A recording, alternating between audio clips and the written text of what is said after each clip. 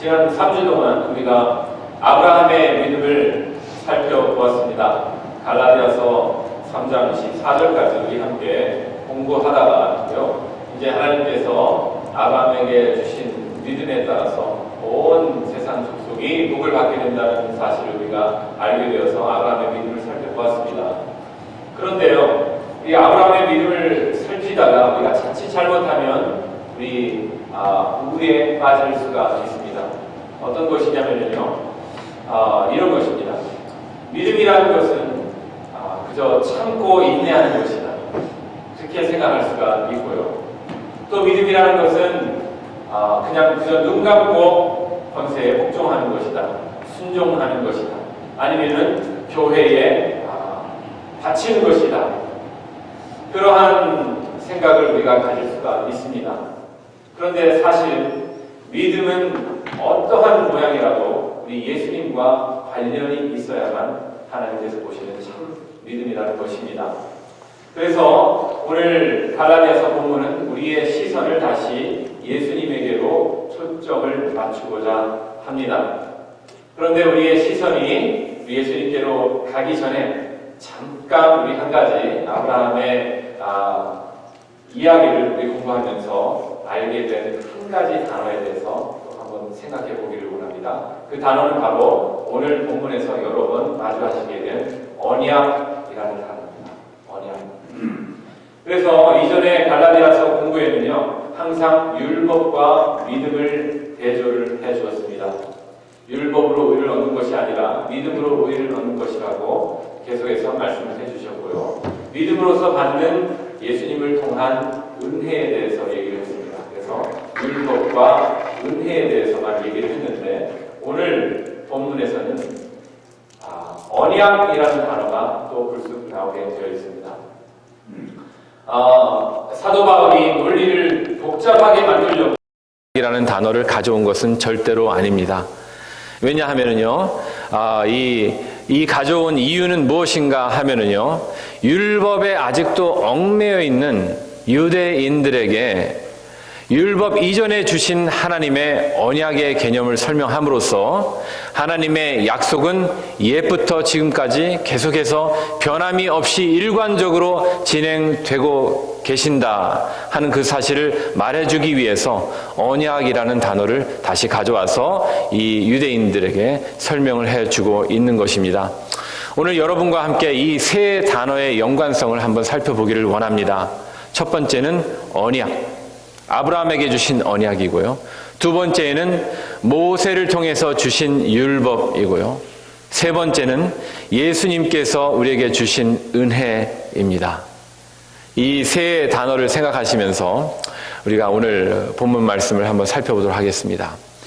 결론을 잠깐 말씀을 드리면은요, 하나님께서 주신 이 언약은 우리 모든 믿는 자들의 시선을 예수님의 은혜로 초점을 맞추게 하기 위해서 그 손을 은혜로 향하고 있습니다. 언약은 그 손을 은혜로 향하고 있습니다. 우리로 하여금 예수님의 은혜를 보도록 하고 있습니다. 율법도 아주 의외의 얘기이지만은요, 율법 또한 우리의 시선을 예수님의 은혜로 초점을 맞출 수 있도록 손가락을 그쪽으로 향하고 있습니다. 첫 번째, 두 번째, 여러분에게 말씀드린 이 논지를 설명하기 위해서요, 어떤 예화를 말씀드리고자 합니다. 제가 언젠가 토요일 아침에요, 이 새벽 예배를 인도하기 위해서 교회를 향하고 있었는데 조금 시간이 촉박했습니다. 그래서 200번 도로를 타게 되었습니다. 200번 도로를 타고 오고 있었는데 어찌된 일인지 오렌지색 콘으로 공사 중이라는 표시로 차선 하나를 막기 시작했습니다. 1차선을 막더니 이제 조금 가니까 2차선까지 막고요. 그 다음에는 다음 차선까지 다 막더니 급기야 온 차선을 다 막아버린 것입니다. 이게 어떻게 된 일인가? 교회 늦으면 어떡하나? 그랬는데 다행히 거기에 디토어 사인이라는 것이 있었습니다. 디토어 사인 여러분 보시죠? 그 연같이 생긴 오렌지색 사인입니다. 우회하라는 것입니다. 당신이 가려고 하는 길은 이제 막혔으니 이 디토어 사인을 따라서 가면은 당신이 갈 수 있는 길을 다시 찾을 수 있습니다 하는 그런 사인이죠. 디토어 사인을 따라서 레이힐 로드로 가기 시작했습니다. 두 번째 디토어 사인을 보고 조금만 가면 이제 우회 도로가 나오겠구나 했는데 웬일인지 그 다음부터 이 디토어 사인이 보이지를 않았습니다.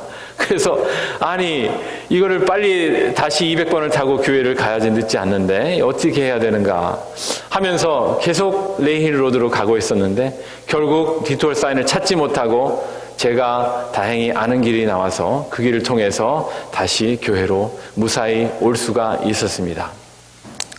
이 예화가 생각이 났습니다. 본문을 묵상을 하면서 이 우화적인 내용을 여러분께 말씀드리면서 하나님의 언약은 분명하죠. 우리에게 약속의 유업을 주시기로 하신 하나님의 언약은 분명합니다. 하나님을 믿고 그 하나님의 말씀을 순종해서 가기만 하면 목적지로 우리는 갈 수가 있었습니다. 200번을 타고 교회를 쭉 올 수 있었던 것처럼 말이죠. 그런데 인간에게는 죄가 있었습니다. 그 언약을 따라서 갈 수 없는 그 요인이 있었으니 그것은 바로 인간의 죄와 허물이었습니다. 그래서 하나님의 유업을 받으러 가는 그 길은 점점점 좁아져서 결국은 그 가는 길은 불가능한 길이 되는 것처럼 보였습니다. 거기에서 하나님께서 우회로 갈 수 있는 길을 보여주셨습니다. 그것이 바로 저는 율법이라고 생각을 합니다. 하나님께서 이 길로 가라, 저 길에서 좌회전을 해라 하고 사람들에게, 죄 많은 인간들에게 친절하게 방향을 가르쳐 주신 것이 바로 율법입니다. 그것을 생각하면 율법은 좋은 것입니까? 나쁜 것입니까? 좋은 것입니다. 좋은 것입니다.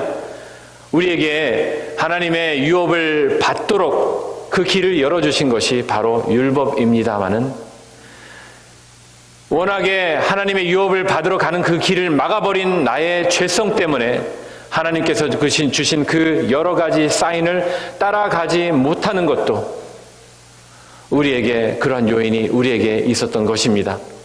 제가 마치 디토어 사인을 찾지 못하고 포기했던 것처럼 말입니다. 그렇게 살아가면서 우리의 인생은 점점 죄 가운데 빠져들고 하나님의 유업을 받기에 불가능한 그러한 상태로 빠져버리게 된 것입니다. 거기에서 어느 순간에 예수님께서 우리에게 나타나신 것입니다. 예수님의 은혜가 우리에게 나타나신 것입니다. 그 예수님을 믿음으로 붙들고 우리의 죄를 온전히 회개할 때에 예수님은 우리의 길이 되시고 우리에게 진리와 생명이 되셔서 하나님의 나라로 갈 수 있는 길을, 유일한 길을 열어주신 것입니다. 그것이 바로 오늘의 말씀의 제목, 유일한 길 예수님입니다. 오늘 이 말씀을 통해서 유업에 대해서 잠시 생각해보고 그 다음에 하나님께서 우리에게 주신 이 율법에 대해서 잠시 생각해보며 은혜에 대해서 잠시 묵상하기를 원합니다. 이 새 시대는요, 언약의 시대, 율법의 시대, 은혜의 시대는요, 하나님께서 세우신 그 역사 가운데 오랜 세월을 걸쳐서 있었지만은요, 이 세 개의 시대는 우리 삶 가운데에도 있는 것으로 생각을 합니다.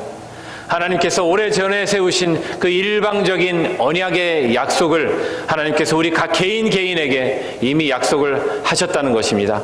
우리를 구원하기로 태초부터 작정하시고 창세전부터 작정하셨던 것입니다. 우리의 몸의 형질이 만들어지기 전부터 하나님께서는 우리의 영혼을 아시고 여러분 한 분 한 분을 구원하시기로 마음 먹으셨습니다. 우리는 그것을 단지 몰랐을 뿐입니다. 우리가 모르는 사이에 언약의 시대를 우리는 살고 있었던 것입니다. 언약은 변하지 않습니다. 오늘 15절에서 읽었던 말씀처럼 사람의 예로 말하노라, 사람이 만든 언약이라도 정한 후에는 아무도 폐하거나 더하거나 하지 못하리라 하고 이렇게 본문에서 말씀해 주고 있습니다. 언약이라고 표현된 이 원어의 단어는요, 또한 유언으로도 해석을 할 수가 있습니다. 히브리서 9장에는 이 똑같은 단어를 유언으로 해석한 부분이 있습니다.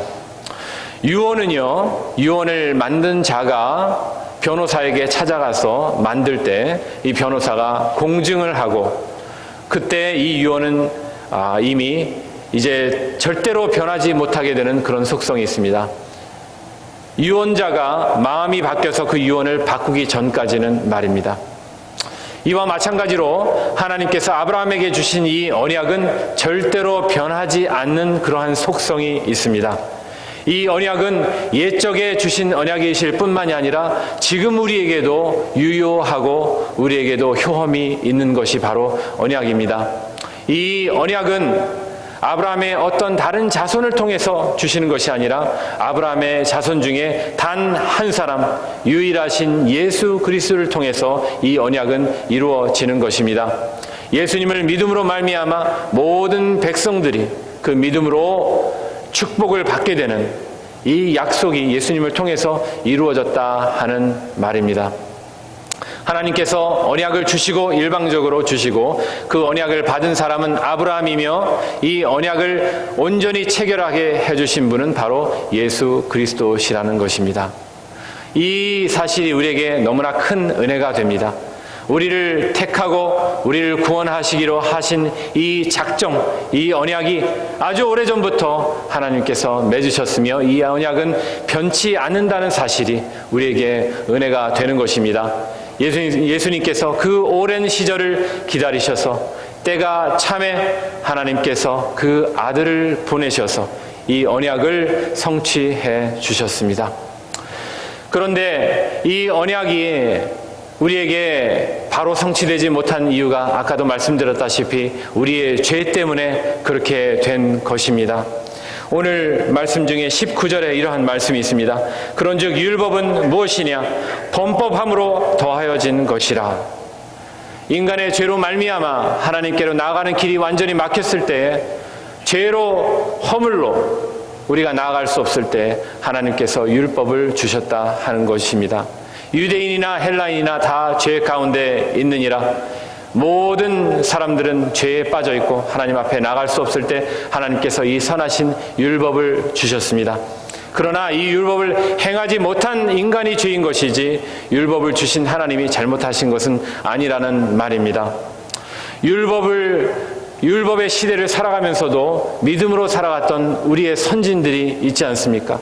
다윗이, 사무엘이, 다니엘이 율법 시대를 살아가면서도 그들은 믿음으로 살아갔습니다. 그래서 율법 너머에 있는 하나님의 은혜를 입었던 사람들입니다. 히브리서 11장 32절에 율법 시대를 살아간 믿음의 사람들이 이렇게 나열이 되어 있습니다. 내가 무슨 말을 더 하리요? 기드온, 바락, 삼손, 입다, 다윗 및 사무엘과 선지자들의 일을 말하려면 내게 시간이 부족하리로다. 이렇게 말해주고 있습니다. 율법을 살아가면서도 믿음으로 살아간 그런 믿음의 선진들이 있다 하는 그러한 말입니다. 아까 말씀드렸다시피 우리의 인생 가운데에도 율법의 시대가 있었음을 고백합니다. 하나님께서 우리에게 언약의 시대를 우리의 삶 가운데 허락해 주셨는데 그 언약을 우리가 깨닫지 못하고 우리는 율법 안에 매여서 그렇게 살아왔던 시절들이 있습니다. 그러나 우리의 죄 때문에 율법을 온전히 행하지를 못하고 하나님 앞에 의롭다함을 얻지 못한 것이 우리의 삶입니다.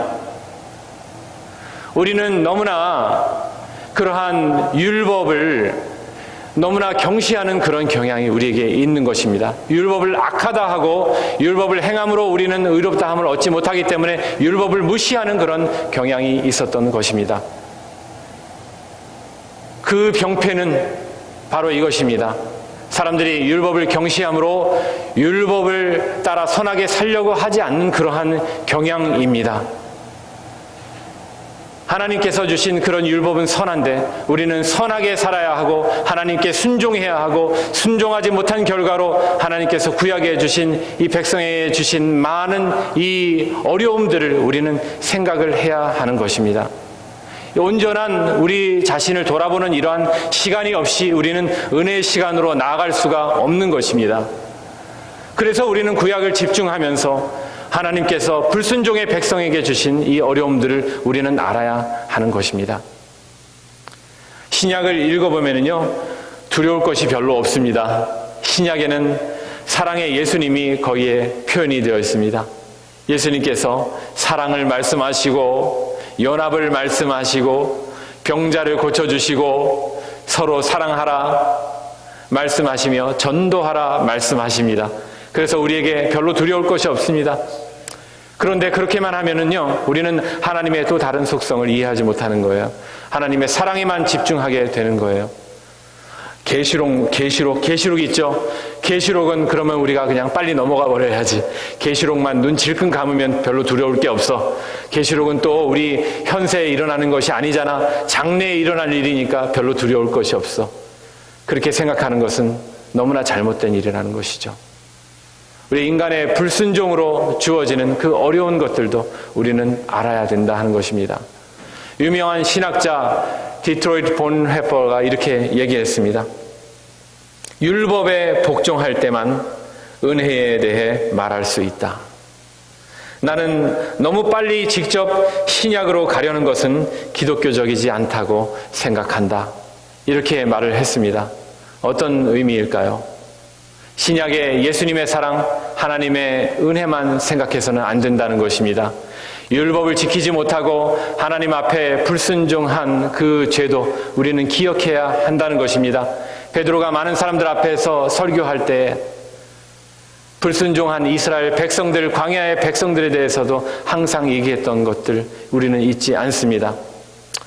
우리는 이 하나님 앞에 우리의 잘못된 행실들을 온전히 고백하고 하나님 앞에 경건하지 못한 우리의 삶을 완전히 주님 앞에 내려놓고 애통하며 회개하며 주님 앞에 엎드리는 시간을 우리는 가질 때에, 그때야 우리는 예수님의 참다운 은혜를 경험할 수가 있는 것입니다. 디토월 사인을 따라가다가 실패하고 절망하고 이제 나는 어떻게 하지? 나는 하나님께로 돌아갈 수 있는 길이 이제는 막힌 것인가? 나는 삶 가운데 이렇게 실수만 하고 이제는 나는 하나님 앞에 의롭다함을 받을 수 없을 것인가?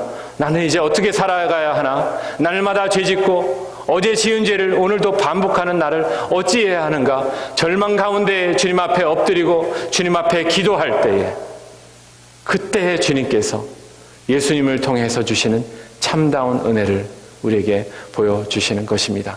그때야 예수님의 은혜의 시대가 우리에게 열리는 것입니다. 아브라함의 언약으로부터 모세의 돌판에 새겨진 율법의 시대를 지나서 예수님의 은혜의 시대를 우리는 접하게 되는 것입니다. 오늘 22절에 우리 함께 보도록 하겠습니다. 그러나 성경이 모든 것을 죄 아래에 가두었으니 이는 예수 그리스도를 믿음으로 말미암는 약속을 믿는 자들에게 주려 함이라. 여기서 모든 믿는 자들에게, 예수 그리스도를 믿는 자들에게 하나님의 약속을 주신다고 하였습니다. 안타깝게도 이 한글 성경과 영어 성경에 해석되지 않은 원어의 단어가 있습니다. 그것은 예수님의 신실함이라는 단어입니다. 헬라어 성경에 보면 그 단어가 있습니다.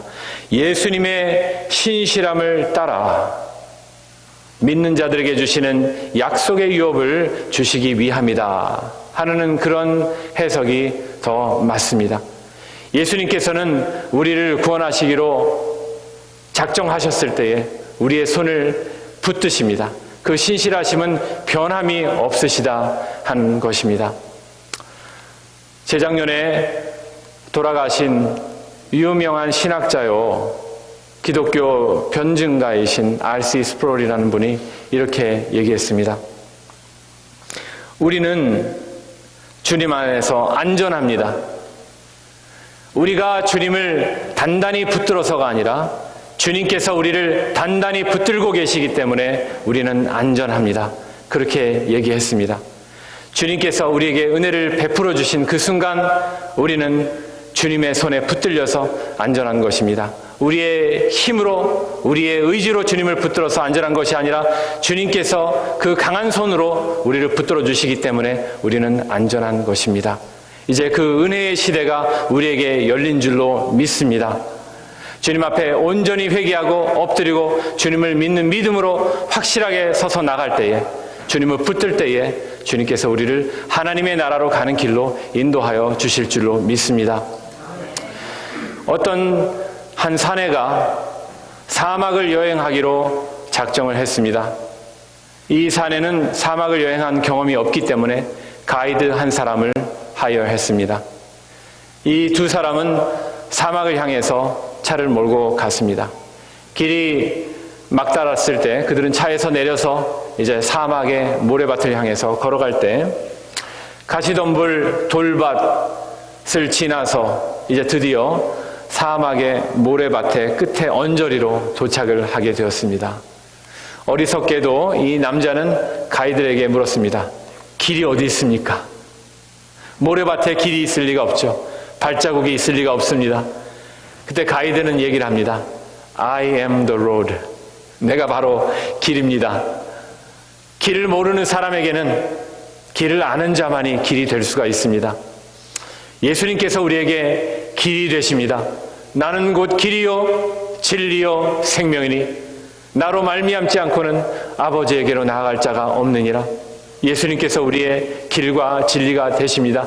태초부터 우리를 구원하시기로 작정하신 언약의 하나님, 그 언약이 변치 않았지만은 우리는 죄 가운데 빠져서 절대로 헤어나올 수 없는 그 죄의 결과에서 헤매고 있을 때에, 그때 주님께서 우리에게 나타나셔서 우리를 붙드십니다. 내가 너에게 길이 되겠다. 나를 믿고 내가 생명된 것을 믿고 나와 함께 가자. 우리에게 길을 보여주신 우리 주님을 붙들고 나아갈 수 있기를 원합니다. 참 환난을 겪는 이 시대에 이 은혜의 말씀이 우리에게 주어졌습니다. 예수님만이 우리의 길이 되십니다. 우리의 살아있는 소망이 되십니다. 예수님만이 하나님께로 나가는 길이 되십니다. 이제 우리 예수님을 붙들기를 원합니다. 다른 어떠한 소망도 없습니다. 이 세상은 너무나 어려운 가운데 있습니다. 절망 가운데 있지만은 우리는 눈을 들어서 믿음의 눈으로 예수님을 보고 예수님을 붙들기를 원합니다. 우리를 붙드신 예수님의 손은 다시는 우리를 내버려 두지 아니하시는 줄 믿습니다. He holds our hands tight. 예수님을 붙들고 나가시면서 승리하시는 여러분들이 되기를 간절히 바랍니다. 아멘.